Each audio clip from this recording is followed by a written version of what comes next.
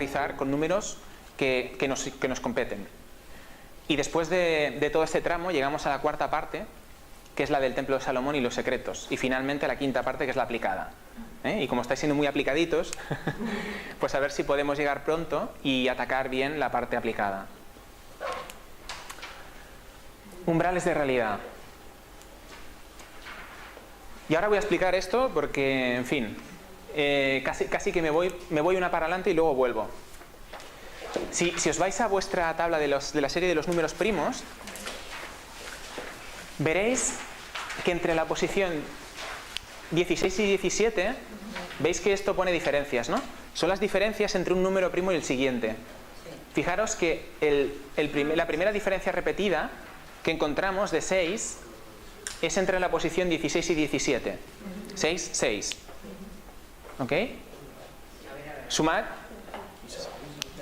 Sí, mirad en vuestra tabla, la primera diferencia, ¿sí? ¿Sí? Salto es igual, salto, diferencia. Yo le he puesto salto para que sea más fácil de comprender. Salto entre un número y el otro. Diferencia si queréis. Pero mentalmente, o al menos a mí me ocurre, entiendo mejor lo de salto que lo de diferencia. Si lo entendéis más fácilmente como diferencia, me lo decís porque así lo cambio en el próximo. Que eso es más fácil. Diferencia es más... Esto es el salto del canguro loco. Bien. Sí. Fijaros una cosa. ¿En qué posiciones aparece esta primera diferencia de 6 repetida o este primer salto de 6 repetido? Sumad las posiciones 16 y 17. 33. De nuevo. 33 de nuevo. Volvemos a estar en la misma tesitura, ¿eh? ¿Cuántas veces ha salido hoy el 33? ¿No? Y sabéis que el 33 es el número usado por la masonería a nivel internacional de forma genérica, general. Por los grados a nivel de lo que es el rito escocés, ¿eh? No todas las masonerías. Pero es interesante, ¿eh? Que por lo menos sepamos que ellos lo tienen ahí insertado. Entonces ahora vuelvo una diapo para atrás para explicar esto. Que los únicos saltos o diferencias consecutivas entre primos que se repiten son la de 6, 6, la de 6, 6, 6 y la de 12, 12.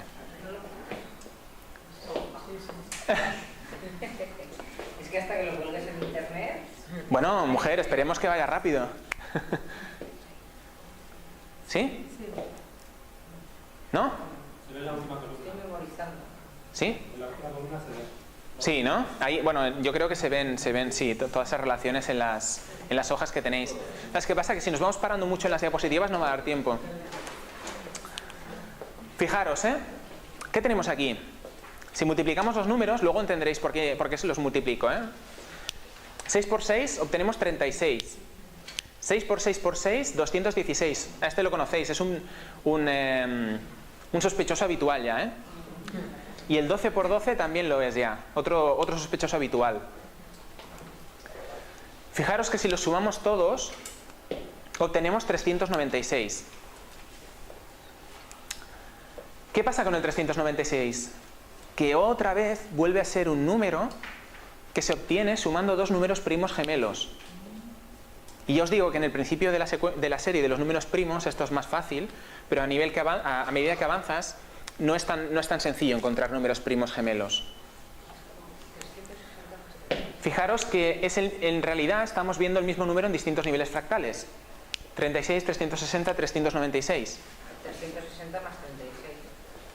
Efectivamente.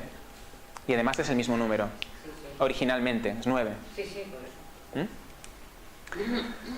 Fijaros que además 36 y 396 son una imagen perfecta a otro nivel fractal. Tenemos los 9 en medio nada más. ¿Lo veis? Cuando tenemos un 9 y queremos encontrar la identidad original de un número, en realidad el 9 no se cuenta. No influye, porque como trabajamos con el sistema decimal, 9 es el umbral fractal de los números. Claro, pero no te cambia la esencia del número. Efectivamente. O sea, tenemos que 12 es el umbral constructivo y 9 es el umbral fractal del sistema decimal. Ya tenemos dos umbrales. ¿Vale? Recordamos, 6 por 6, 36. Y 396 es 6 por 66. Fijaros cómo va el 6, Va fort. Va fuertecillo, que decimos aquí. ¿Qué pasa? Que si multiplicamos 6 por 666, obtenemos 3.996, que vuelve a ser la suma de dos números primos gemelos. Más de lo mismo. Volvemos a acordarnos de que esto, ¿os acordáis que esto salía de la multiplicación de los saltos que se repetían en la serie de los números primos, hemos dicho, hace unas pocas diapositivas? ¿Lo recordáis? ¿Sí? 396. Fijaros, 6 representa el ratio del umbral energético. El umbral energético funciona en saltos de 6. Y la serie de los números primos funciona en saltos de 6. Luego os lo voy a demostrar. El ratio del umbral fractal es 9 del sistema decimal, esto ya lo hemos visto. Y 12 es el ratio del umbral constructivo. ¿Más o menos lo veis? ¿Estáis más o menos de acuerdo? ¿Sí? ¿Qué pasa cuando yo divido 396 entre estos tres conceptos? Umbral energético, umbral fractal y umbral constructivo. 66, 44, 33. ¿Sí? Pues mirad. 66, como nace de ese umbral energético, es un coeficiente energético. 44 es un coeficiente fractal y 33 es un coeficiente constructivo. Eso solo quiere decir que efectivamente han salido de esa división, nada más. No le deis más vueltas. Pero me interesa que os quedéis con 66, 44, 33. Muy bien, latitud del círculo polar ártico. 66, 44, 33. Latitud del círculo polar antártico. 66 grados, 44 minutos, 33 segundos.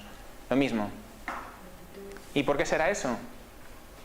¿Será porque el radio de la Tierra es de 3.960 millas? ¿Y de dónde hemos sacado esos números? De la serie de los números primos. Eso ha salido de las distancias entre los saltos de los números primos. Y hemos llegado a la latitud de los polos de la Tierra y al radio de la Tierra. ¿Y esto por qué ha pasado? Porque es como, ¡wow! Pues ha pasado por lo que os contaba al principio, porque estos números, estas relaciones numéricas, ya sé que al principio costaba un poco de ver, pero ahora lo vamos a ir viendo. Estos números, estas relaciones numéricas, son sistemas fractales que se repiten. Y si uno conoce cómo funcionan, a un nivel, en los distintos niveles, replican esas relaciones.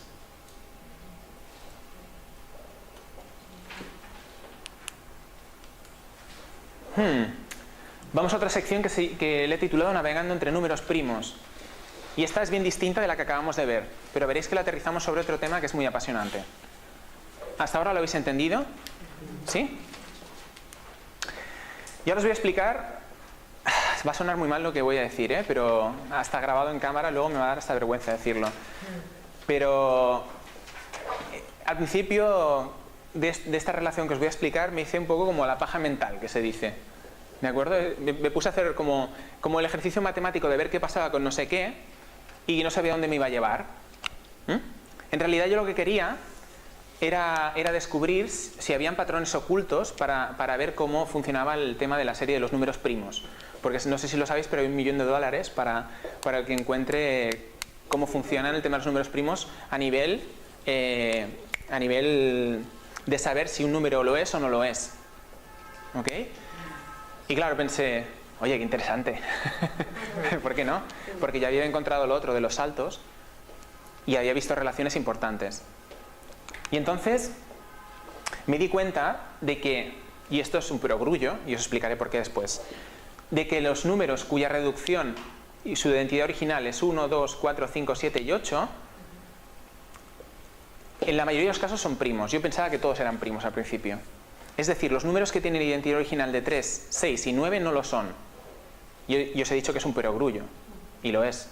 Porque cuando aprendemos matemáticas en el colegio y nos enseñan los números que son divisibles, ya te dicen, si tú coges un número y sumas sus dígitos, si el número que te sale es divisible por 3, resulta, es 3, ¿vale? Al reducirlo, como hacemos nosotros, significa que es divisible por 3.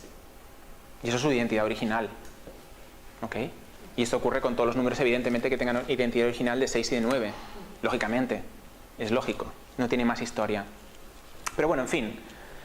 Me pareció que, digo, bueno, voy a colocar sobre la línea de los números enteros normales, los números que podrían ser candidatos a ser número primo, que son los números que acaban en 1, en 3, en 7 y en 9. En 5 no, porque ya sabéis que el 5 son divisibles. Y bueno, empiezo a colocarlos en la recta y... Perdonad, ¿eh? Y estos que tenéis aquí, estos rosas, son los que son primos. Estos naranjas son los que no lo son porque son divisibles por 3. Tiene esa identidad original que hemos dicho de 3, 9 y 6. ¿Veis que coinciden, verdad, en la línea? Y esto otro que hice aquí fue referenciar la distancia entre los números del mismo tipo. Muy fácil. Si este es un número primo, este otro está a 2 de distancia. ¿Verdad? Este es un número divisible por 3, está a 6 de distancia de este. Estos no varían nunca. Hacen una secuencia de 6, 6 y 12. Y saltan porque siempre en medio hay 5. ¿Entendéis? Hasta ahora todo es así como, bueno, muy bien. ¿Y esto a qué nos lleva? Ahora lo veréis. Esto es lo que hemos hablado antes, de la divisibilidad. Y esto es para que despertéis el ánimo. ¿117 es divisible o no? ¿O es primo? ¿Qué os parece? No, porque tiene 9 Es divisible, ¿no? Porque lo acabo de explicar, es lo que nos enseñaban en el colegio. En este caso es 1 más 1 más 7, son 9. Es divisible entre 3, 9. ¿Ok? ¿Y este? ¿Es primo o no lo es? No, tampoco, es divisible porque entre este 3. es igual. Efectivamente. También 6 divisible. tampoco es. Lo mismo, ¿no? Este es para que os acabéis de despertar después de la comida. No, ese no. 37. Es divisible, es divisible. He hecho la trampa porque he puesto muchos números aquí que te hacen ver como si fuera primo, ¿no? Pero no lo es, no lo es, no lo es. Pero, 36, ¿no? ¿eh? 36 no es. No es, porque 3 más 6, 9. Hasta aquí esto es perogrullo, pero es la técnica perfecta para que os pongáis a sumar y tal, después de comer. Fijaros que, siguiendo la lógica, esta lógica que yo tenía de paja mental, ¿no? Mal dicho, pero lo siento, es así. Llego al número 49 y digo, ¡ah! Tiene identidad original de 4 y no es primo. Hostia, que te crío. Ya está, ya no gano el dinero. Y es que mal lo he hecho, ¿no? Luego me di cuenta que efectivamente era un perogrullo. Era un perogrullo. Seguimos adelante y nos encontramos que el número 77 le pasa lo mismo. Tiene la identidad original de 5 y claro, es divisible porque es 11 por 7. Otra vez lo mismo. En fin, que voy avanzando con este tema y entonces, para ver si había algo más, me da por clasificar estos grupitos que salían, porque os habéis fijado que aquí en medio siempre hay un salto de 3 números porque está el 5, ¿verdad? Los números pares no los cojo. Y entonces tenemos un grupito de 7 números. Se van montando grupitos de 7 números, ¿verdad? A los que presto atención son estos 4 y estos 3 están como en medio. ¿Sí? ¿Los veis los grupitos? Y entonces decido ordenar estos grupos, estos subgrupos, por las cadencias, por las distancias de salto entre ellos. Sabéis que hemos dicho que cada tipo de número está referenciado a ese mismo tipo de número. Es decir, este, que es divisible por 3, está referenciado al anterior divisible por 3. Este número primo está referenciado al anterior número primo. Y este número de aquí está referenciado al anterior número, que también es divisible, pero que es lo que yo decía al principio, debería ser primo y no lo es. ¿Sí? ¿Lo veis? Pues entonces me encontré con algo que ya no era un perogrullo. Y es que cuando encontramos las mismas cadencias de salto, estos números verdes, que deberían ser primos y no lo son, y estos primos, siempre están intercalados. Siempre. ¿Lo veis? ¿Veis que es al contrario? ¿Lo veis? ¿Sí? ¿No? 6, y aquí tenemos el 6. ¿Ok? No os fijáis en el número en sí mismo, sino en los saltos. ¿Ok? Fijaros en la cadencia de saltos. 6, 6, 22, 2. 6, 6, 22, 2. Y entonces tenemos que estos son verdes y estos en cambio rosas. Y aquí al revés. Este siempre se mantiene estable. ¿Lo veis? Entonces, si el salto este es cortito, esto sería un perogrullo también. Total, además. ¿Por qué? Porque claro, si este, por ejemplo, me marca una distancia corta, por ejemplo de 6, está relacionado directamente con este. Y claro, si yo estoy relacionando por las distancias de salto, o por las diferencias, mejor dicho, autorreferenciadas entre el mismo tipo de números, es lógico que sea el mismo número siempre de la misma polaridad, porque básicamente lo tienes ahí. ¿Me explico? ¿Esto lo entendéis o no? Por combinatoria. Es un poco complejo. Es sencillo, pero... En fin, quedaros con el detalle, lo digo para no liar más la troca. Sí, tienes razón. Tampoco es que sea tan excesivamente importante. Lo importante es que veáis que se alternan, y que esto está más allá de la aleatoriedad. ¿Ok? ¿Qué pasa? Que yo tengo 3 subgrupos por la disposición de los números estos que son múltiplos de 3. Este subgrupo que tiene el múltiplo de 3 aquí en la segunda línea, este subgrupo que tiene el múltiplo de 3 en los extremos, y el otro subgrupo que tiene el múltiplo de 3 en la tercera posición. ¿Ok? Es decir, que los subgrupos se repiten siempre respetando un orden y una polaridad.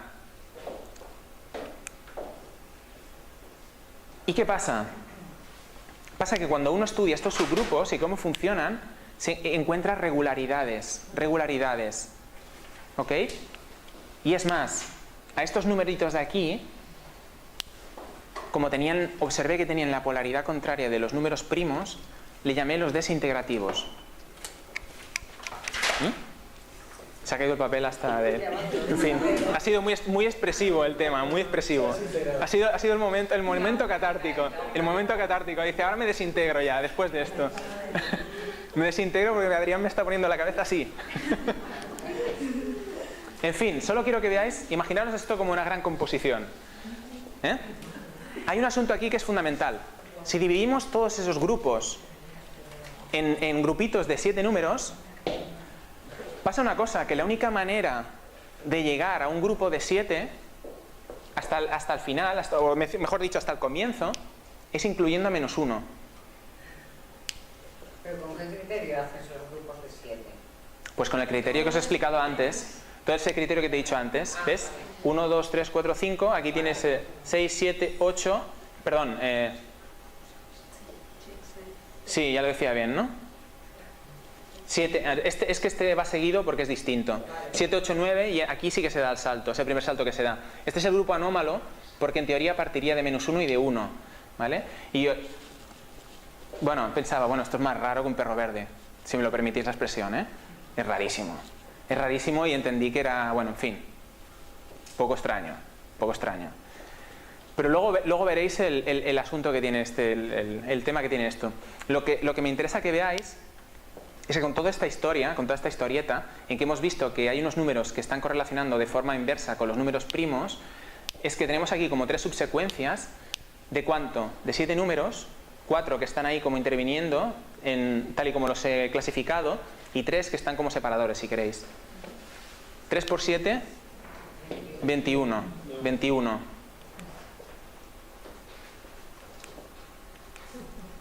¿Os acordáis del 1, el 3 y el 7? Los divisores, claro, los divisores propios de 21 son 1, 3 y 7. ¿Ok? El sumatorio del número 6, os he dicho, la serie de los números primos está construida en base a 6, en base a saltos de 6. El sumatorio del número 6, es decir, sumando desde 1 hasta 6, es 21. 21. Fijaros, ¿qué ha pasado aquí?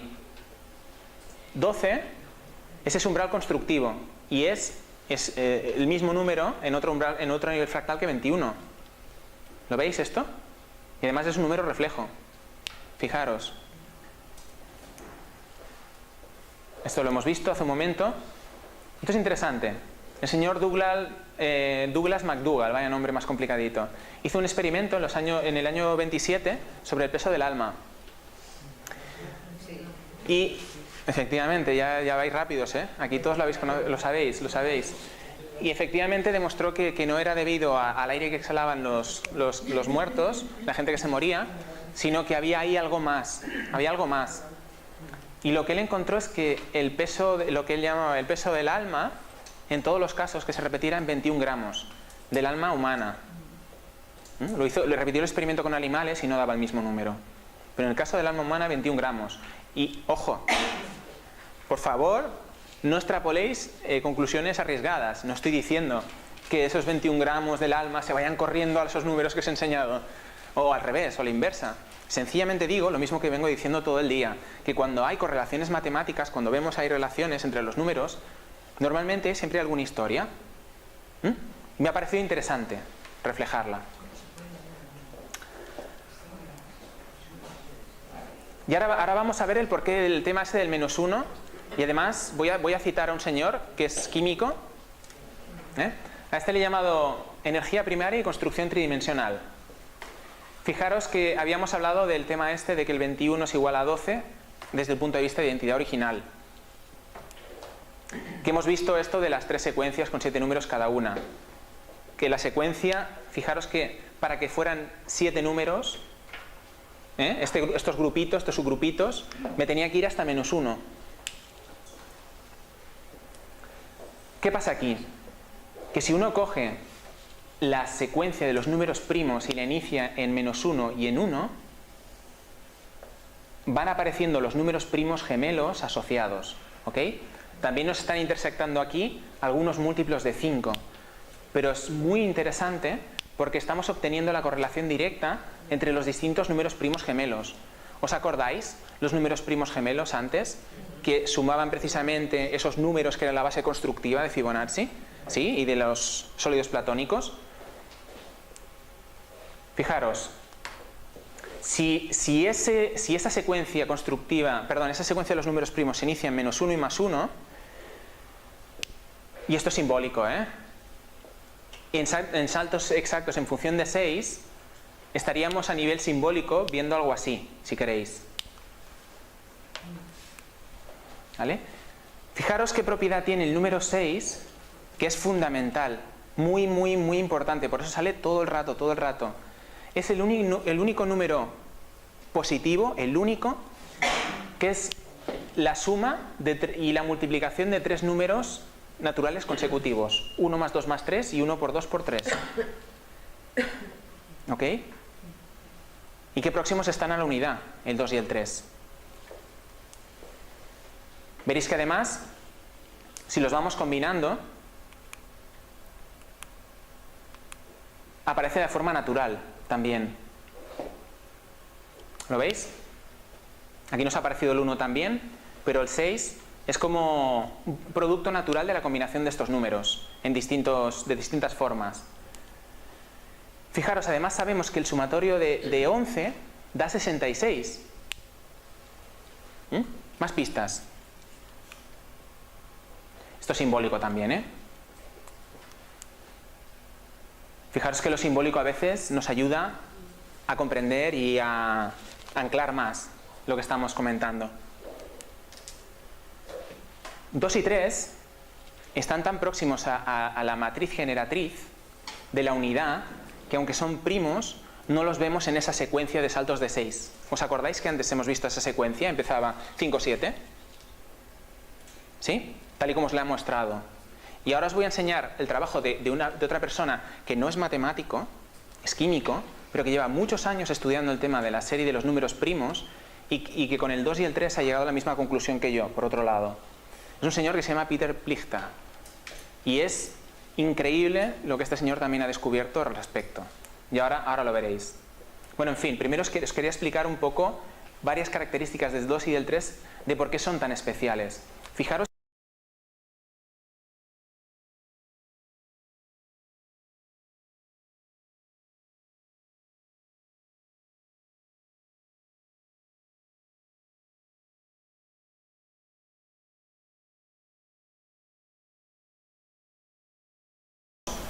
es la identidad original de la primera expresión de la unidad múltiple, de ese 11 que hablábamos antes. Es el único número primo, el único, que es par. No hay ninguno más. Es el único número primo par.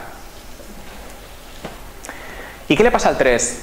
Después del número 3, no hay ningún número, ninguno, que tenga la identidad original de 3, de 6 o de 9, que sea primo.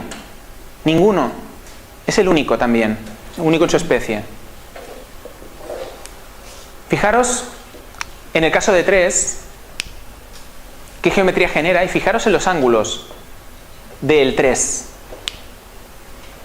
¿Qué tenemos en los ángulos del 3? 60 grados. Otra vez el 666, si queréis.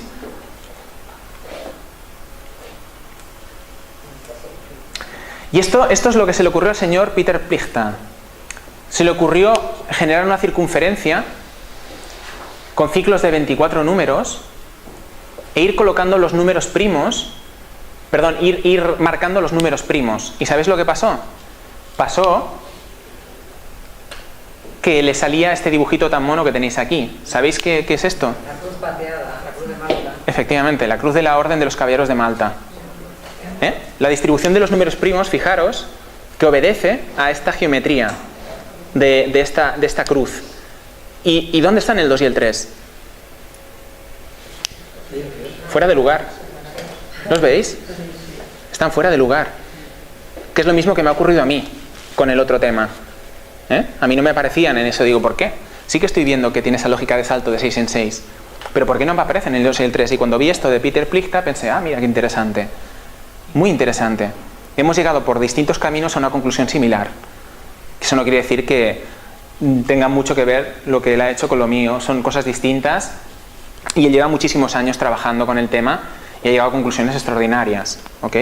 Pero bueno, si més no, que diuen per aquí, es una conclusión interesante, ¿no? O una forma gráfica de mostrarlo bastante interesante. Si lo vemos desde este punto de vista, que os decía de que la secuencia empieza con la secuencia generatriz, no lo confundamos con la serie de los números primos, que es la que tenéis ahí en el papel, sino esa es el núcleo, esa matriz generatriz de los números primos, comienza con -1 y 1. Fijaros que hasta el número 5 estaríamos viendo en valor absoluto, o sea, si quitáramos este negativo, estaríamos viendo los mismos números que el inicio de la secuencia de Fibonacci. Muy interesante también. Otra correlación. ¿Y qué suman estos números? ¿Qué suman? 1 más 1 más 2 más 3 más 5. 12. 12 de nuevo. Fijaros, si asumimos esto que os he dicho y comenzamos la secuencia, esta serie vista desde este punto de vista, desde -1 y +1, y vamos sumando de 6 en 6 por saltos, en la primera línea, ¿cuál era el coeficiente constructivo del tetraedro? 12 entre 12, 1. Primera línea, tetraedro. Cubo y octaedro, 24 entre 12, 2. Segunda línea, cubo y octaedro. 17 y 19 son primos gemelos, pero no hay ninguna construcción tridimensional aquí, de los platónicos. Mi teoría es que en este caso intersectan los tres coeficientes: umbral constructivo, umbral energético y umbral fractal, decimal. O sea, es divisible el 36 entre 12, entre 9, entre 6. Y eso hace que sea un umbral de la construcción tridimensional. Saltamos otra línea y en el nivel 5, es decir, en el 3 y en el 4 no hay sólidos platónicos, y aquí tenemos al dodecaedro y el icosaedro. Es decir, que tendríamos a los números primos en saltos de 6 generando esa geometría tridimensional en función de la secuencia de Fibonacci. Tela marinera. Tela marinera. A estas horas del día ya empieza a ser heavy. ¿Más o menos lo veis? ¿Sí? ¿Lo habéis seguido? ¿Sí? Bien. El asunto sería que cuanto mayor complejidad constructiva necesitáramos, más energía potencial requeriríamos y por lo tanto más tendríamos que avanzar en esta secuencia. ¿Esto se entiende? Para poder construir geometrías más complejas. ¿Sí? Esto es más o menos lo mismo que os acabo de decir. Para que veáis, en lo que son las dinámicas de los ejes de giro de los sólidos platónicos, ¿os acordáis? Que eran 7, 13 y 31. Fijaros que las tenemos todas en esta columna. Se han agrupado todas juntitas. Están ahí distribuidas. ¿Y qué números hemos visto que nos daban, eran claves en la secuencia Fibonacci? 5 y 11 y 12 y 24. Fijaros, ¿dónde los tenemos?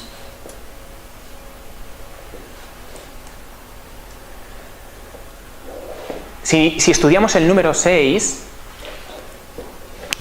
la suma de sus divisores propios, y esta es la parte que se va, que a lo mejor se os hace un poquito más así, pero ya la acabamos y automáticamente entramos en esa parte que os he prometido de la doctrina secreta. ¿Ok? Así que un último impulsillo. Fijar que si sumamos estos divisores propios de 6, obtenemos 12, que ese es un valor constructivo. Y si lo multiplicamos, obtenemos 36. ¿Qué tiene 6 con 12 y 36? Pues mirad, que si se suma a sí mismo, obtenemos 12, al igual que si sumamos sus divisores. Y si lo multiplicamos por sí mismo, obtenemos 36, al igual que cuando multiplicamos sus divisores. ¿Veis las relaciones que existen entre los números? ¿Sí? Parece una chorrada, pero es bastante profundo. Fijaros que el sumatorio de 36 equivale a 666. 36 es 6 por 6. Y su sumatorio equivale a ese 666 que tanto nos han demonizado. ¿Veis de dónde parten los números? ¿Cómo se relacionan entre ellos? Habíamos dicho que el sumatorio de 6 equivalía a 21, ¿verdad? Y ahora veréis, qué interesante. El sumatorio de 66 equivale a 2211. El sumatorio de 666 equivale a, ya lo voy a decir por dígitos, 222111. El sumatorio de 6666 equivale a 22221111. ¿Lo veis? Son las mismas relaciones en distintos niveles fractales. Si estamos haciendo el sumatorio de unos números, no tendría por qué darnos esto, tal cual nos han explicado las matemáticas. No tiene ningún sentido, a menos que se entienda como una relación fractal. Y podríamos continuar, ¿eh? Os puedo decir que lo he hecho hasta un número más, hasta un dígito más, y me acabé la tabla del Excel. O sea, el Excel no daba más de sí. Me lo he acabado de horizontal y de vertical, estudiando los números primos, estudiando las series geométricas, etcétera. O sea que, en fin, que si alguien hace una hoja de cálculo más larga, que me avise. Y esto ya, para que veáis cómo esos números, si efectivamente son importantes, trascienden después de forma importante. Esto es una constante matemática que calcularon dos matemáticos británicos, Hardy y Littlewood, que en teoría explica la distribución de esos números primos gemelos. No nos interesa ahora para nada ni estudiar la fórmula ni nada de nada. Para nada. Ya sabéis que no complico tanto el asunto. Solo quiero que veáis cómo empieza. ¿Con qué dígitos empieza? ¿Y cuáles son los siguientes dígitos? ¿Os suenan? Es Phi. Está Phi ahí. Está Phi. Está ahí. La constante de la gravitación universal. La constante de Planck. Relaciones a nivel de física cuántica. También empieza con 6,6. Para que veáis. Y entonces llegamos a cosas más tangibles, otra vez. Ya nos hemos apartado de lo abstracto. La Tierra orbita alrededor del Sol a una velocidad de 66.000 millas por hora. Tenemos otra vez el 66 ahí. Fijaros, el ratio de conversión entre la velocidad orbital alrededor del Sol de la Tierra y su radio. 1 partido por 6 por 10 a la 2. Si utilizamos este número, es el ratio de conversión entre ambas cifras. Ese 1,666666. ¿Os acordáis que os he dicho? Vamos a llegar a unos ratios de conversión que están basados en 6, que nos van a permitir obtener números que correlacionan en distintos niveles fractales. ¿Sí? Pues básicamente es esto. Fijaros, si yo cojo a Phi y a Pi y lo multiplico por 0,66, mirad lo que obtengo. ¿Lo veis? ¿Sí? Estamos en lo mismo. 1/6 por pi. Mirad lo que nos entrega. Nos entrega una relación matemática entre pi y phi al cuadrado.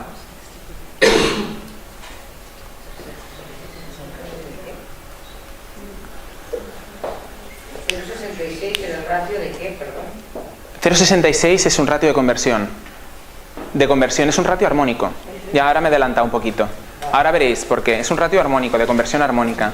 ¿Vale? En este caso, fijaros que aquí hay una desviación, que es 1, 1, y luego habían más números repetidos. ¿Ok? Pero la base, 66. Igual que con 1/6. Y fijaros en la secuencia de Fibonacci, la secuencia de los números primos. ¿Os acordáis que 3 y 5 iban uno detrás de otro en ambas series? ¿Sí? 5 tercios es igual a 1/6 por 10.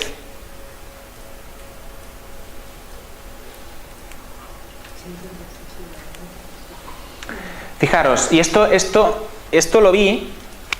lo vi haciendo estas operaciones, porque empecé a jugar con el radio de la Tierra, el de la Luna, el no sé qué, las velocidades orbitales, tal, y me di cuenta que efectivamente entre los distintos números generatrices se cumplían estos ratios de conversión armónicos.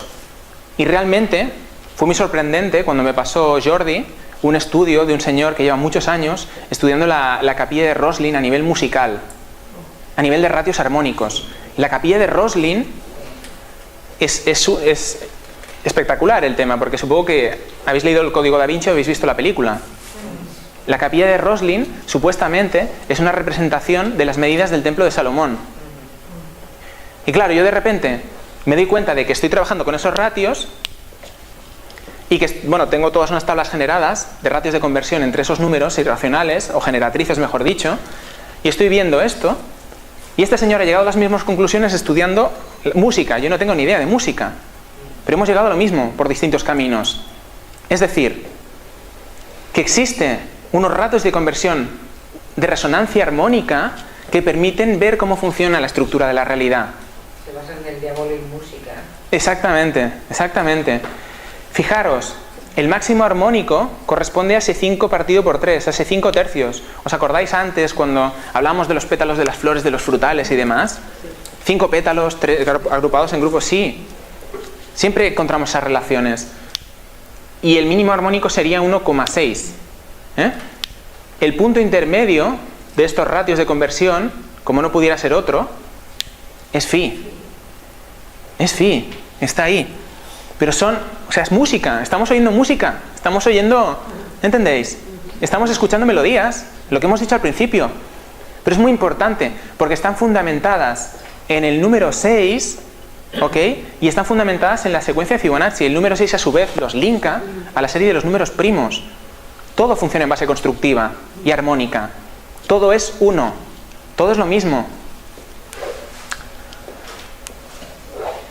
Fijaros, ¿qué números están implicados entre ese máximo y ese mínimo armónico? El 3, el 5 y el 8. ¿Qué suman? 16 de nuevo. 16 de nuevo. Estamos otra vez en los mismos términos. Siempre volvemos al 16. Y fijaros, esto es para que veáis cuando aplicamos estos ratios de conversión con números sencillos. En este caso, los he aplicado con 2 y con 3. Y diréis, ¿por qué con 2 y con 3? También interviene aquí 5. ¿Os acordáis? De la Vesica Piscis. Esas armonías. Están ahí. Y después tenemos otra proporción que se llama la razón plateada, que nace de la raíz de 2. Y os he dicho al principio de la charla, existe otra proporción que, al igual que el número phi, cuando uno hace el inverso, obtiene los mismos decimales. ¿Ok? ¿Lo veis? 4, 14, etcétera, ¿no? 4, 14, etcétera. Tenemos aquí el inverso, estamos obteniendo los mismos decimales. ¿Por qué os explico esto? Os explico esto porque hay una relación que es muy importante para entender cómo se construye la realidad. Y tiene que ver con las formas geométricas que hemos visto antes. Fijaros que si hacemos el inverso de phi obtenemos este 0,318. El fío de pi. De pi, perdón, de pi. Ya me patina la lengua, la neurona y me patina todo ya. La H. Sí. Si multiplicamos esta relación que tenemos aquí, 1/6, por el inverso de pi menos phi al cuadrado, obtenemos el mismo ratio.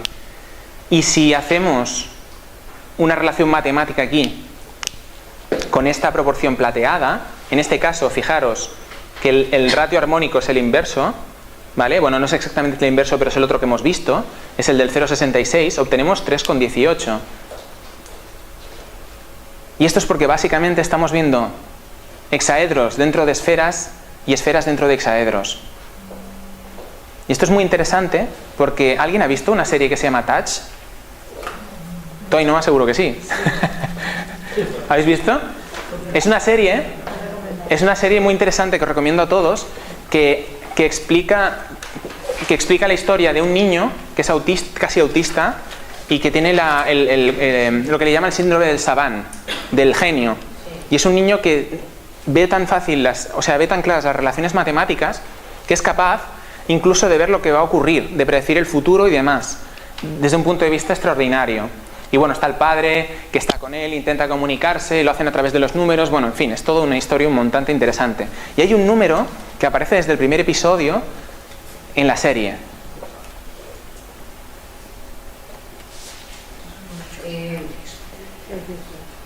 3,18. Ese que os acabo de mostrar. Esa correlación que os acabo de mostrar, esas fórmulas que acabáis de ver antes, empiezan con este número. Y esto es un poco como el resumen, ¿no?, de lo que acabo de decir. Básicamente estamos viendo cubos y esferas, cubos de Metatron y esferas, y el resto de sólidos platónicos insertos en ellos. Y esto es para que veáis que en la cultura popular cada vez estas cosas están triunfando más, o se están insertando más.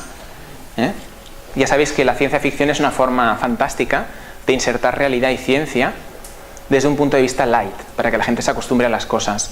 Pues en esta película, que es la adaptación cinematográfica del cómic de los Vengadores de Marvel, precisamente de lo que se habla, o el tema principal de la película, es este. El tesseracto, o el hipercubo. Esto mismo que acabamos de hablar. Para que veáis. En fin, pues como os decía, habíamos prometido al comienzo que iríamos a parar al Templo de Salomón. Y a eso vamos a ir, a eso vamos. Os había dicho que Isaac Newton, que es padre de la física clásica, de la física newtoniana, aunque no sea muy conocido el tema, sus principales estudios, o donde invirtió más horas, fue en estudios sobre alquimia y sobre el Antiguo Testamento. Sobre todo él estaba muy obsesionado con la fecha del Apocalipsis, y entonces estuvo buscando pistas a través del Antiguo Testamento para ver cuándo podría suceder este Apocalipsis, qué podría ocurrir, etc. Y una de sus fuentes de estudio más importantes respecto a todo el tema de la lógica y la matemática en la que él se basaba era el Templo de Salomón. El Templo de Salomón. Además, como pone aquí, era filósofo, teólogo, inventor, alquimista y matemático. O sea, no nos lo perdamos, el tipo era completo. Era muy completo. Y es muy interesante porque, como decía antes, sus trabajos más importantes versaban sobre este tipo de conocimiento secreto y sobre la alquimia. Sobre alquimia, era alquimista. Estos escritos de Isaac Newton se hacen públicos a principios del siglo XX. Es adquirido por coleccionistas privados y después, al final, estos textos, una parte de estos textos son donados a la autoridad del Estado de Israel. Y me parece que no sé, está en un museo, están disponibles en la Biblioteca Nacional que tienen ellos, demás. En realidad hay partes de estos manuscritos que corren por internet y que son accesibles. Pero bueno, es muy interesante saber que este señor fue a parar ahí donde nos dirigimos. ¿Y cuáles fueron sus motivos? ¿Se estudió el Templo de Salomón? Estudió, entre otras cosas, las relaciones matemáticas del Templo de Salomón. Entre otras cosas. Y claro, ¿qué pasa con Salomón? Salomón era un rey, o mejor dicho, hoy en día es un rey que es recordado por todas las grandes religiones del mundo. Si os fijáis, para los hebreos es uno de los padres de la dinastía davídica. Es hijo de David, constructor del templo, que lleva su nombre. Y una persona de una sabiduría tremenda. Para los cristianos, para los católicos también, Salomón es recordado como un rey extremadamente sabio. Y para muestra un botón, la historia del niño. ¿Habéis oído alguna vez, supongo? Las dos madres que reclaman al mismo hijo. La famosa decisión salomónica. Efectivamente, la decisión salomónica. ¿Qué pasa?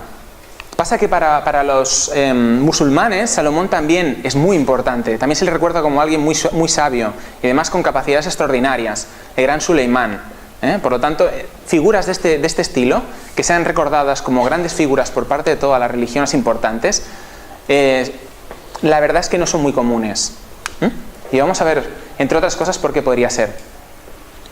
Si habéis visto el Código Da Vinci y otras obras publicadas a posteriori e investigaciones, sabréis que los caballeros de la Orden del Temple fueron a las cruzadas y cuando volvieron de las cruzadas, de una orden pequeñita se convirtió en una orden enorme que proliferó por toda Europa y consiguieron muchísimo dinero y muchísimo poder e influencia. ¿Por qué sería? ¿Por qué sería que los templarios, después de volver de Jerusalén, se convirtieron en lo que se convirtieron? Pues mirad, una de las teorías dice, y yo estoy convencido de que es así, que estuvieron realizando, esto sí que es cierto, estuvieron realizando excavaciones arqueológicas donde se encontraba el primer templo de Salomón, porque el templo de Salomón fue destruido una vez, fue reconstruido una primera vez y fue vuelto a destruir. Pero se habla de que parte del conocimiento que había habido en aquel templo fue enterrado, fue guardado por parte de los sacerdotes debajo del templo. Y ellos fueron allí a excavar. Fijaros cuál fue la fecha de la orden papal de disolución y captura de la orden del Temple a nivel internacional. 22 del 11 de 1307. Y eso, solo por sí mismo, esta fecha, hace ver que había algo más. Algo más. Porque ese 137 me parece que lo hemos visto unas cuantas veces hoy. ¿Verdad? No en ese formato, pero básicamente. Y realmente, para cancelar el poder de la orden de los caballeros del Temple, era necesario generar una resonancia armónica bastante grande, bastante fuerte. Y yo diría que de alguna forma lo consiguieron. Hay una historia que explica que uno de los ángeles de Dios, el Elohim Ratziel, entregó un volumen con las 1500 claves de la creación a Adán. Imaginaros, las 1500 claves de la creación, claves matemáticas. Este libro fue pasando de mano en mano. Perteneció a Enoch, ¿os acordáis de Enoch? Que se convirtió en Metatrón, en Elohim Metatrón. Y dice la historia que Enoch agregó pasajes a ese libro cuando se convirtió en Metatrón. Después de eso, llega a manos de Salomón. Salomón construye su templo y realiza sus prodigios. Y después ese libro desaparece. Curiosamente, y digo curiosamente por no dar otro adjetivo de otra índole, en el siglo XV reaparecen unos apuntes, supuestamente reinterpretados por Salomón, en Italia.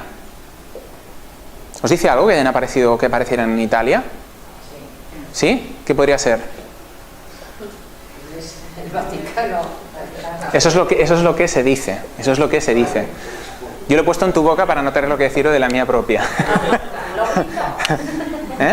En fin, no quiere decir que tenga que ver directamente con el Vaticano, pero vamos, que cuando el río suena, agua lleva normalmente. Nada tiene que ver directamente con el Vaticano. Y me llamó la atención porque estuve viendo por internet algunas copias de alguna de esas páginas que han quedado de ese manuscrito hebreo, que no es el libro de Ratziel original. Me llamaron la atención varios diagramas. Fijaros en en que sale el sello de Salomón, que está rodeado por una doble circunferencia, pero sobre todo hay algo que me llamó mucho la atención. No sé si se puede apreciar, porque se ve un poco pequeñito, pero hay unas flechitas que van en distintas direcciones en los triángulos. ¿Lo podéis ver? No, las letras hebreas sí, pero... Se ven unas flechitas que indican como que algo se mueve hacia distintos sentidos. Sospechosamente me recuerda a algo fluyendo, al intento de explicar que algo está fluyendo allí. ¿Energía quizás? No lo sé. No lo sé. Pero es muy interesante ver eso. Yo lo he puesto sencillamente para hacer el comentario y que eso quede ahí. Cada uno luego investigue el libro de Raziel. Y después tenemos este de aquí, que no sé por qué motivo no os puedo dar una razón concreta y decir sí, porque tal, porque... No. Pero no sé por qué la primera imagen que me vino a la mente fue la de dos polos magnéticos. La de dos imanes contrapuestos, con el flujo magnético dibujado. Esto queda aquí. Queda aquí porque, os lo digo, esto son especulaciones, son impresiones mías. No está basado en nada científico. Pero teniendo en cuenta lo que hemos estado hablando hoy, las matemáticas que hemos estado viendo y todas estas evidencias que hemos estado presentando y lo que vais a ver ahora, no deja de ser interesante que este tipo de manuscritos estuvieran disponibles a todo el mundo y por lo menos pudiéramos leerlos en algún otro idioma. Hay una copia que corre también por internet en inglés, lo que pasa es que carece de todos estos diagramas que encuentro tremendamente interesantes. Y vamos a pasar a hablar del Arca de la Alianza. El Arca de la Alianza. Fijaros, Antiguo Testamento, Éxodo 37, otra vez el 3 y el 7, 3, 7, 1. Dice, hizo también Bezalel el arca de madera de acacia. Su longitud era de 2 codos y medio, su anchura de codo y medio y su altura de codo y medio. Y la cubrió de oro puro, por dentro y por fuera, y le hizo una cornisa de oro en derredor. Además fundió para ella 4 anillos de oro a sus 4 esquinas, en un lado 2 anillos y en el otro lado 2 anillos. Hizo también varas de madera de acacia y las cubrió de oro, y metió las varas por los anillos a los lados del arca para llevar el arca. Bueno, en fin. De todo esto, yo encontré extremadamente interesante que después de todos los siglos que han pasado, se hubieran conservado las medidas del Arca de la Alianza. Fijaros que esto está medido en codos. En codos. Que eran codos reales. Fijaros lo que suma esta medida en codos. 5,5 codos. ¿A alguien le suena? ¿Qué objetos había dentro del Arca de la Alianza? Hay unos objetos en concreto que me interesan especialmente. Objetos. ¿Qué os suena? El bastón era uno, el báculo de Moisés, ¿sí? No, la mesa no. No. ¿No suena? ¿No? Las tablas de la ley, los 10 mandamientos. Las tablas de la ley, 10 mandamientos, 5 y 5 mandamientos. ¿Os suenan estos números? ¿Sí? ¿De qué os suenan?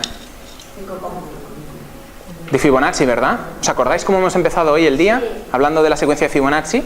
Décima posición, Pitágoras, el sumatorio de 10, el décimo número triangular, etcétera, etcétera, etcétera. ¿Sí? Aquí estamos. Décima posición, 55. Éxodo 37.1. ¿Qué pasa cuando cogemos esto y lo interpretamos como una clave numérica? Nos vamos a las reducciones de la secuencia de Fibonacci partiendo desde la décima posición. 3, 7, 1.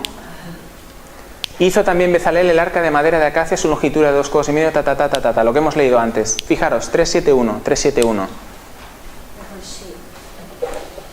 Si sumamos las posiciones de los números obtenemos 27. Si sumamos los números obtenemos 110. Si sumamos posiciones y números obtenemos 137. ¿Qué era 137? La palabra cábala, el coeficiente... La constante de la estructura fina, o sea, 137 elevado a menos 1, el ángulo áureo. Y esto ni nada más ni nada menos que sacado del Antiguo Testamento, de las medidas del Arca de la Alianza, y correlaciona la clave del Antiguo Testamento con la secuencia de Fibonacci. Pero es el equivalente a la palabra cábala, ¿no? Efectivamente. Es el equivalente a la palabra cábala. Y todo eso ha salido de una misma relación matemática. Acabamos de empezar, ahora veréis. Esto es lo que estábamos hablando ahora mismo. ¿Qué pasa? Que el codo real era una medida heredada del Imperio Babilonio. Y un codo real equivalía a 6 puños. Era una medida que venía, como decíamos, de Babilonia, de los caldeos. ¿Qué ocurre cuando multiplicamos eso 5,5 por 6? Obtenemos 33. 33, ¿os suena 33? 33ª posición de la serie de los números primos. 137. De nuevo. Y esto me parecía muy coherente, y os explico, porque Nassim Haramein ha estado investigando el tema del Arca de la Alianza, y su teoría es que había una forma, como esa que habéis visto al principio, ese cubo de Metatron, toda esa figura intersectada y tal por las esferas y demás, que producía lo que él dice una singularidad, como una fuente de energía, un agujero de gusano, como lo queréis llamar, un vórtice tremendo, ¿vale? Y aquí lo que estamos viendo es energía. Esto es energía, pero hemos llegado por clave matemática, no por física, no por deducción física, porque él lo que se basó es en las propiedades que explicaba el Antiguo Testamento que tenía el Arca de la Alianza. Yo he llegado a través de las medidas del Arca de la Alianza y a través de la secuencia de Fibonacci. Esto lo hemos visto antes, ¿verdad? Decíamos lo de la cábala. Fijaros de qué estaba construida el arca. ¿Con qué estaba chapada? Con oro. Con oro. Y esto es fundamental. Este es el símbolo de la mónada, símbolo alquímico del oro y símbolo astrológico del sol.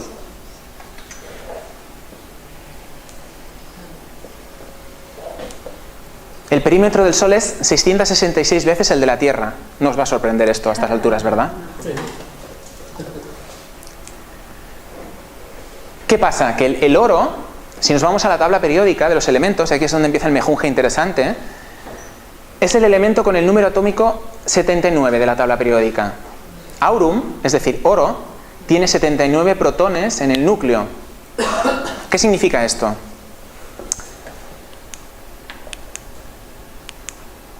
¿Os acordáis de cómo es la estructura de un átomo? Os hago un resumen muy rapidito, ¿vale? Para que entendamos esta sección. Es muy sencillo, no tiene mucha complicación.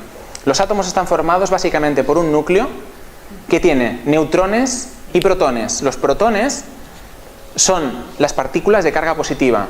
Los neutrones son las partículas de carga neutra, lo he dicho mal. Y los electrones son los que están orbitando alrededor, orbitando por decirlo de alguna manera, porque ya sabéis que se comportan como partícula onda y no como una partícula física en general. Y además tienen, digamos que son tan pequeñitos que prácticamente el peso que tienen es despreciable. O sea, básicamente el peso del átomo lo determinan los protones y los neutrones, el núcleo. Entonces el oro tiene 79 protones en el núcleo y por eso es el elemento número 79 de la tabla periódica. ¿Hasta ahí bien? Sí. No tiene más complicación que eso. ¿Sí? ¿Qué pasa? Que si nos vamos a la secuencia de los números primos, el número 79 está en la posición 22 de la serie de los números primos. ¿Cuántas letras tenía el alfabeto arameo, hebreo, fenicio? 22. 22 partido por 7, pi. ¿Qué pasaba con la música védica? 22 partido por 7. ¿Os acordáis? Ha ido saliendo el 22, 22, 22, 22. 79 protones en el núcleo. ¿Qué pasa si sumamos 79 y 137? Ese número de protones del oro y ese 137 que ha salido del Arca de la Alianza. ¿Está chapada en qué? En ese 79. Obtenemos 216. 6 por 6 por 6. ¿Qué pasa si sumamos las posiciones de ambos números primos? 22 más 33, 55. Donde hemos empezado, en la secuencia de Fibonacci. 10ª posición, número 55. Ir un momento a vuestros apuntes, que quiero que observéis una cosa. En la serie de los números primos, iros a la posición 55. Concretamente la 55, 56 y 57. Esa es la primera repetición de 666 en la serie de los números primos. 666. ¿Lo veis? ¿Qué pasa si sumamos los números, ese 216 con las posiciones, ese 55? Obtenemos 271. ¿Qué es 271? Buscadlo en vuestros apuntes. La posición 58 de los números primos. Pero que... No, la posición de los dos números primos que intervienen. 22 y 33 son 55, 55 más 216. Es E, es el número E. ¿Qué determina el número E? Los fenómenos que ocurrían en el mundo físico, ¿os acordáis? El ratio de multiplicación de las células, cómo se vaciaba el depósito, cómo giraba la veleta. ¿Qué ocurre si estos dos números son restados? Esto es lo del número E. ¿Os hace falta que os presente este número? No. Es phi. Es phi. Y esto ha salido de los números de la clave matemática del Arca de la Alianza. ¿Lo veis? Phi, estructura. E, energía.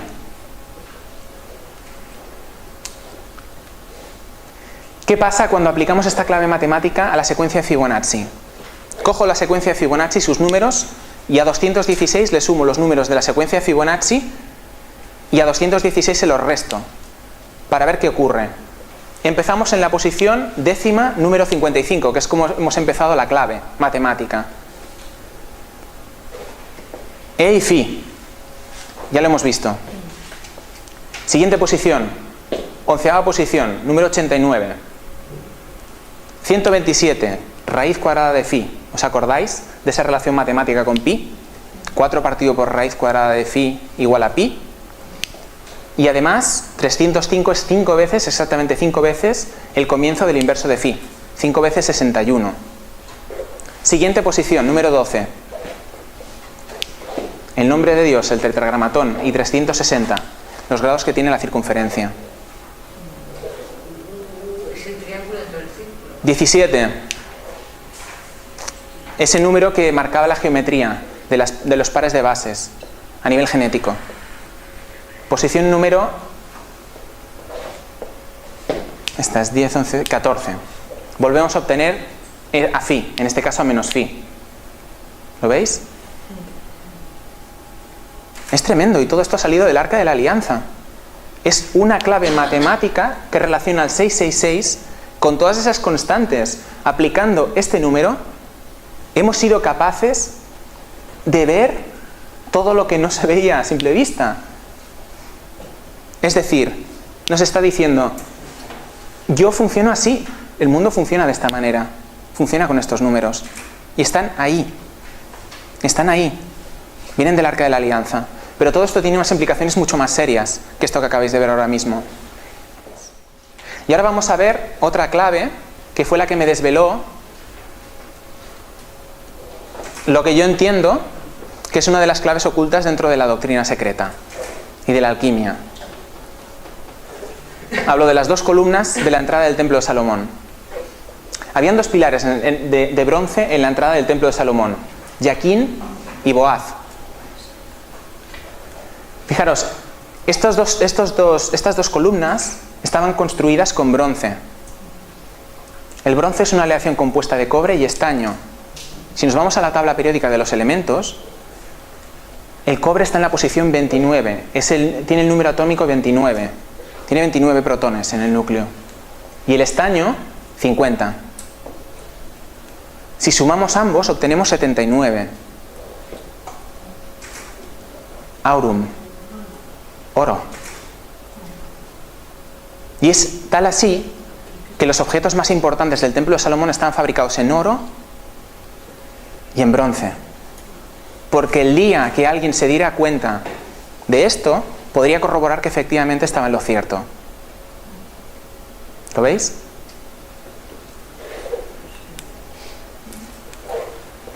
¿Qué ocurre si nos fijamos aquí en la tabla periódica? El triángulo que hacen cobre, estaño y oro. Fijaros en el recorrido entre zinc y galio, arriba. Y entre mercurio y talio. Zinc y galio, 30 más 31, 61. Mercurio y talio, 80 más 81, 161. No hace falta que os explique, ¿verdad? Sobran las palabras. La medida de los pilares de la entrada del templo, de Yaquín y de Boaz, tenían 19 codos de alto y 12 codos de circunferencia. 19 más 12, 31. ¿Os suena el 31?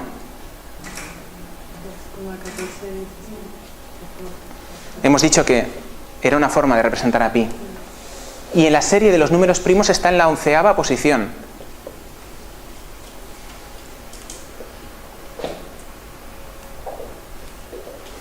¿Y cómo no podía ser de otra manera? Si los pilares de la entrada eran circulares, es lógico que estén representando a pi. ¿No os parece? ¿Qué mejor forma que representarlo en las medidas de los pilares y al mismo tiempo en la forma que tenían? ¿Qué ocurre cuando sumamos los números y las posiciones de nuevo en la serie de los números primos de 31 y de 79? Obtenemos 110, ya lo hemos obtenido en la anterior clave matemática del Arca de la Alianza, y 33. Un número que llevamos obteniendo todo el día. 143. La suma de las primeras 10 posiciones de la secuencia de Fibonacci son 143. Empezamos a sumar desde 1 hasta 55. ¿Dónde hemos partido con la clave del Arca de la Alianza? En la 10ª posición, 55. ¿Dónde acabamos aquí? En la 10ª posición, 55. 143. Haceros notar que además 143 está a distancia de 1 de 144 nada más. Fijaros que el pilar que estaba a la derecha de la puerta, que se llamaba Yaquín, literalmente es él fundará, y el de la izquierda Boaz significa en fortaleza. Ya sabéis que Pitágoras se formó con los sacerdotes herméticos en Memphis y en Babilonia con los magos caldeos. Lo digo que es importante porque las mismas influencias que tuvo Pitágoras las tuvieron los hebreos en aquella época. Salomón bebió de las mismas fuentes. El pueblo hebreo se fue de Egipto y el pueblo hebreo estaba tremendamente influenciado por los babilonios y por los caldeos. ¿Y todo esto por qué lo explico? Lo explico porque en aquella época el tema de atribuirle números a las letras estaba a la orden del día. ¿Os acordáis que os he explicado que la gematría hebrea es un sistema computacional? ¿Sí? ¿Qué ocurre cuando los valores de estas letras lo aplicamos a los valores de la cábala caldea que vimos el otro día, que correlacionaban con todo el asunto del número 11? ¿Os acordáis que lo estuvimos viendo? Que obtenemos por un lado 16 y por otro lado 17, que sumados son 33. 33. 16 y 17. ¿Lo veis? 33 es el primer dígito repetido en phi y en pi, ya lo sabemos. Esta es una interpretación cabalística de los pilares. ¿Qué hemos obtenido? 33, 3 y 3. Fijaros la interpretación cabalística. Triángulo y triángulo. Intersectando. Esto para que veáis lo del árbol de la vida, ¿no? 11 Sefirot alineados en 3 columnas con 22 vías de conexión entre ellos. ¿Qué pasa si esto lo calculamos con los valores de la gematría hebrea? Por un lado tenemos a Yaquín y por otro a Boaz. Fijaros, Yaquín nos da 90 y Boaz nos da ¿qué? 79 de nuevo. ¿Qué era 79? El oro. Otra vez. Oro. Boaz significa en fortaleza. ¿Qué hay más fuerte que el oro? Que no se degrada con el paso del tiempo, que no cambia, que no se inmuta. En fortaleza. ¿Entendéis? Y yo aquí ya empecé a ver que había algo muy serio con el oro. Porque todo llevaba al oro, al oro, al oro. Fijaros, sumamos estos números y obtenemos 169.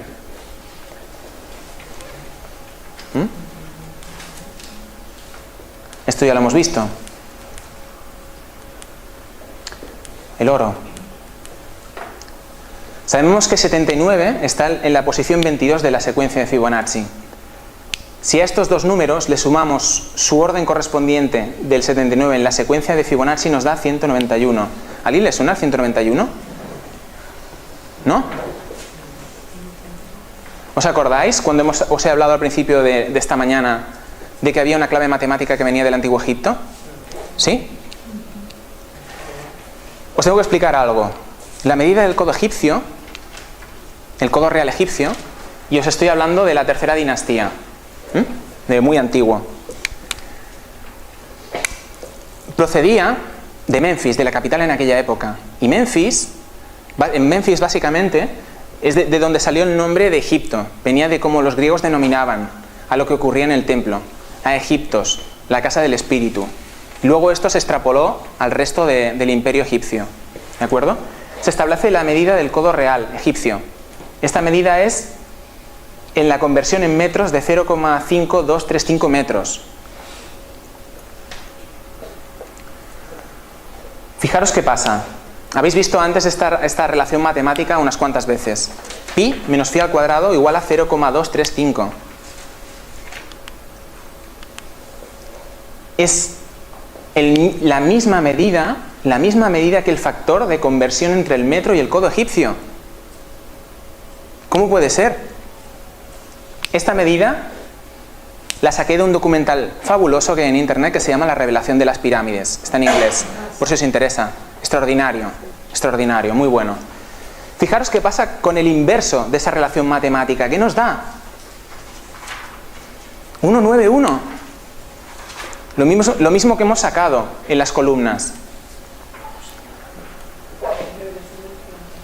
¿Y qué pasa con esta relación matemática? Porque dices, ¿por qué se molestaron tanto en conservarla? ¿Cuál era la base, la primera forma que aparece, hemos dicho al principio de la charla, que Russell lo ha comentado al principio? La circunferencia, la esfera, ¿verdad? La esfera. Una esfera de diámetro 1 tiene un volumen de 0,5235. La misma medida que la diferencia de pi y phi al cuadrado. La misma conversión del codo real egipcio al metro. Esta medida, este volumen, si fundamentalmente el mundo se constituye y a nivel fractal la forma básica es la esfera, estamos hablando de que el espacio que ocupan las esferas está en función matemática de esto que estamos viendo. La realidad se construye en función matemática de esto. ¿No entendéis? Y fijaros, ¿qué ocurre cuando ya esta fórmula le cambio el signo, le pongo el más o la multiplico? Tenemos pi, o nos vamos a qué? Otra vez al 137, de nuevo, a lo mismo. Estamos en lo mismo, en la misma conversión. En hebreo, en gematría hebrea, el nombre de Yahvé suma 26. Es Yud, He, Bab, He. 26. ¿Cuál es la bisagra que ayuda a pi? Porque si pi es Dios, si queréis, la circunferencia, la esfera, la base constructiva, ¿cuál es la bisagra que le ayuda a engranar todo lo demás? Phi al cuadrado. 2,618033. 2,6. El nombre de Dios. ¿Lo veis? El nombre de Yahvé está basado en una fórmula matemática que explica cómo se construye la realidad. ¿Lo veis? Y ahora vamos a ver el porqué del oro. Porque claro, yo no estaba satisfecho y pensé, efectivamente, esto es increíble, pero algo pasa con el oro, hay algo más. Algo más que quiero saber. Algo más tiene que haber, porque me aparece el oro por todas partes.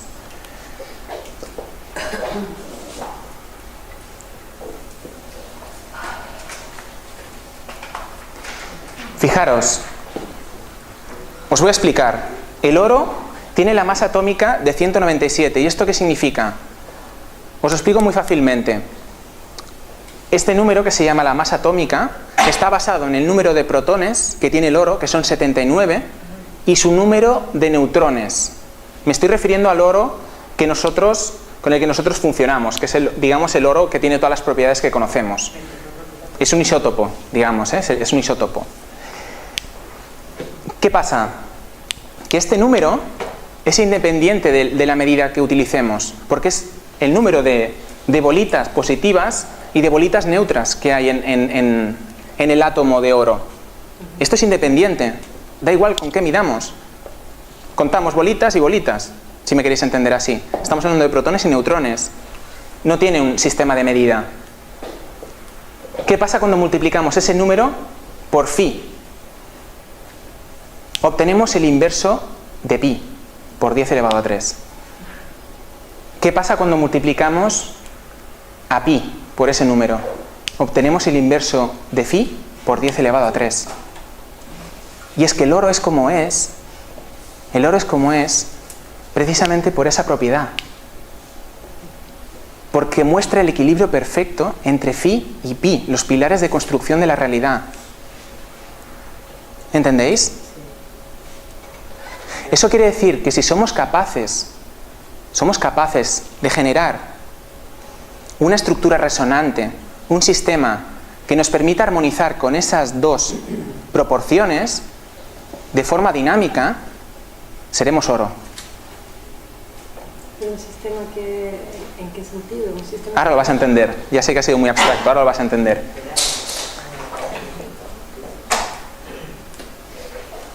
Os voy a dar un par de relaciones matemáticas más del oro. ¿Cuál es el número de neutrones que tiene el oro? 118. ¿Os acordáis del 118? ¿Os acordáis de esta mañana, el 118? ¿Sí? Todas las relaciones matemáticas que tenía, con la constante de la estructura fina, con pi, con phi, etc. Pues fijaros, si multiplicamos el número de protones por phi, obtenemos 127, que sabemos que es la raíz cuadrada de phi por 10 al cuadrado.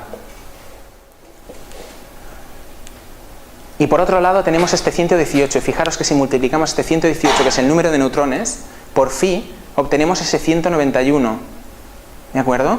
Estamos obteniendo esa relación entre pi y phi al cuadrado, que nos ha dado el nombre de Dios. Esa relación que determina cómo se construyen las esferas, el volumen de las esferas. ¿Lo veis? Todo eso está saliendo del oro.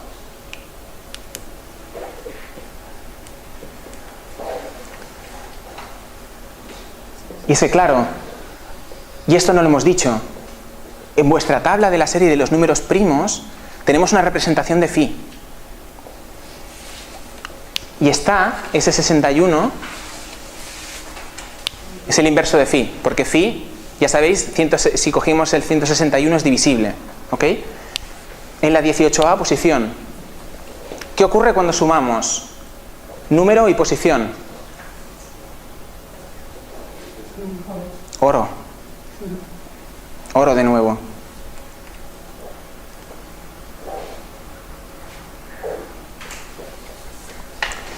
Y os he prometido al principio de la charla que había una clave más en la Edda poética, esta de Odín, que hacía referencia a algo extraño, algo raro.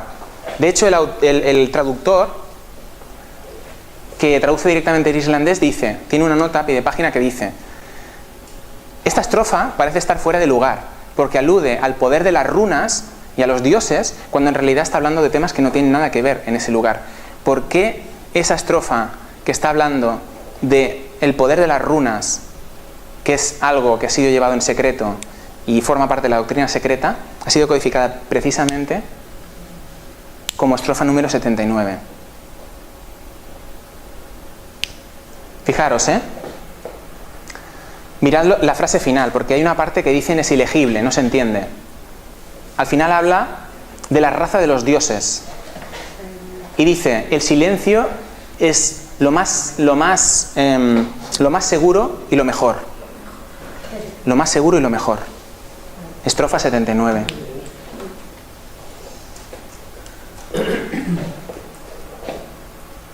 La doctrina secreta, el oro, aurum, en todas las civilizaciones de la Tierra siempre ha sido el metal más buscado, más perseguido. Todas las civilizaciones le han dado valor. ¿Por qué? Porque el oro tiene ese potencial resonante. El oro es esa bisagra que engrana con la estructura de la realidad, a nivel material, a nivel físico. Por eso no se degrada y por eso tiene las propiedades que tiene. ¿Y qué civilización en la Tierra representa mejor que ninguna la resonancia armónica? ¿Habéis oído hablar de cómo se estaba construida la Atlántida? ¿Sí? Eran círculos concéntricos de una isla, rodeados por agua. construcciones megalíticas. Construcciones megalíticas. Forma, resonancia armónica, conocimiento tecnológico. Y a eso volveremos. Porque la clave para alargar nuestras vidas, para estar más sanos, una de ellas, claro, porque aquí me dirían los biodescodificadores, seguro que hay más cosas. Pero como mínimo a nivel científico, una de las claves más importantes que podríamos llegar a utilizar a nivel de resonancia armónica es esta clave del oro, aplicada en estructuras y en formas y en geometría en resonancia armónica. Y esto para mí es el concepto central de la doctrina secreta. El oro, somos oro. Y estamos destinados a ser oro de nuevo. Y le iba a alargar un poquito más, pero creo que esta parte la hacemos llegar hasta aquí. Y ya saltamos a la parte más aplicada.